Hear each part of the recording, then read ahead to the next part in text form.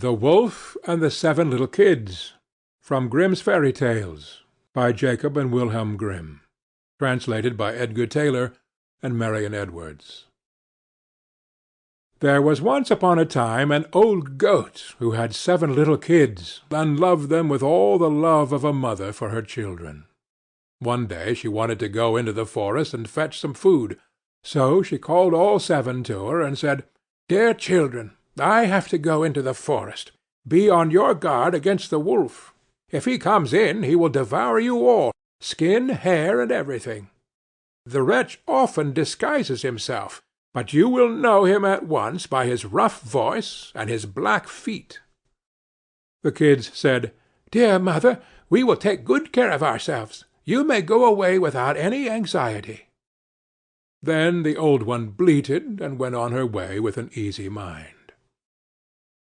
It was not long before some one knocked at the house door and called, "Open the door, dear children. Your mother is here, and has brought something back with her for each of you." But the little kids knew that it was the wolf by the rough voice. "We will not open the door," cried they. "You are not our mother.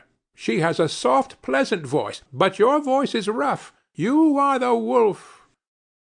Then the wolf went away to a shopkeeper and bought himself a great lump of chalk, ate this, and made his voice soft with it. Then he came back, knocked at the door of the house, and called, "Open the door, dear children. Your mother is here, and has brought something back with her for each of you." But the wolf had laid his black paws against the window, and the children saw them, and cried, "We will not open the door. Our mother has not black feet like you. You are the wolf." Then the wolf ran to a baker and said, "I have hurt my feet. Rub some dough over them for me." And when the baker had rubbed his feet over, he ran to the miller and said, "Strew some white meal over my feet for me." The miller thought to himself, "The wolf wants to deceive some one," and refused. But the wolf said, "If you will not do it, I will devour you." Then the miller was afraid, and made his paws white for him. Truly, this is the way of mankind. So now the wretch went for the 3rd time to the house door, knocked at it, and said, "Open the door for me, children. Your dear little mother has come home, and has brought every one of you something back from the forest with her." The little kids cried, "First show us your paws, that we may know if you are our dear little mother."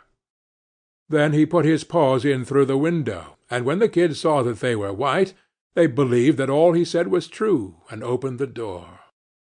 But who should come in but the wolf?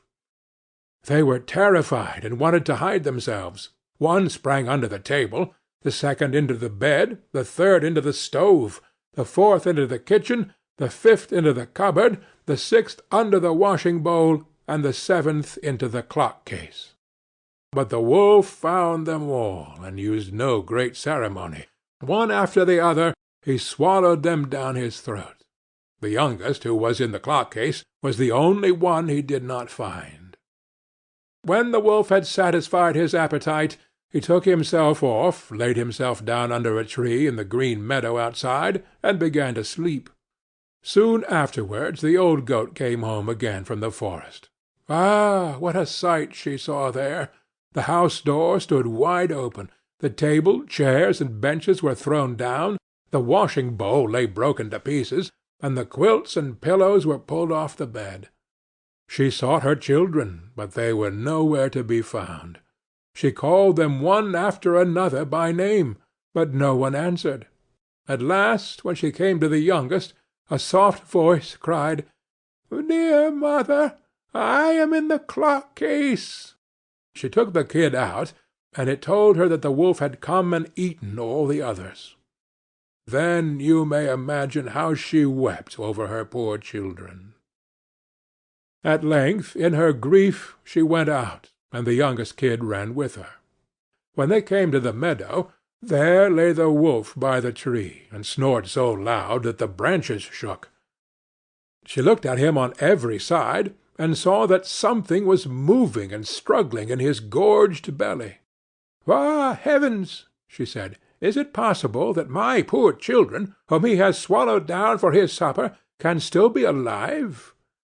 Then the kid had to run home and fetch scissors, and a needle and thread, and the goat cut open the monster's stomach, and hardly had she made one cut than one little kid thrust its head out, and when she had cut farther, all 6 sprang out, one after another, and were all still alive, and had suffered no injury whatever, for in his greediness the monster had swallowed them down whole. What rejoicing there was! They embraced their dear mother, and jumped like a tailor at his wedding. The mother, however, said, "Now go and look for some big stones, and we will fill the wicked beast's stomach with them while he is still asleep." Then the 7 kids dragged the stones thither with all speed, and put as many of them into his stomach as they could get in, and the mother sewed him up again in the greatest haste, so that he was not aware of anything, and never once stirred. When the wolf at length had had his fill of sleep, he got on his legs, and as the stones in his stomach made him very thirsty, he wanted to go to a well to drink. But when he began to walk and to move about, the stones in his stomach knocked against each other and rattled. Then cried he, "What rumbles and tumbles against my poor bones? I thought 'twas 6 kids, but it feels like big stones." And when he got to the well and stooped over the water to drink, the heavy stones made him fall in, and he drowned miserably. When the 7 kids saw that, they were running for the spot, and cried aloud, "The wolf is dead! The wolf is dead!" and danced for joy round about the well with their mother. End of The Wolf and the 7 Little Kids.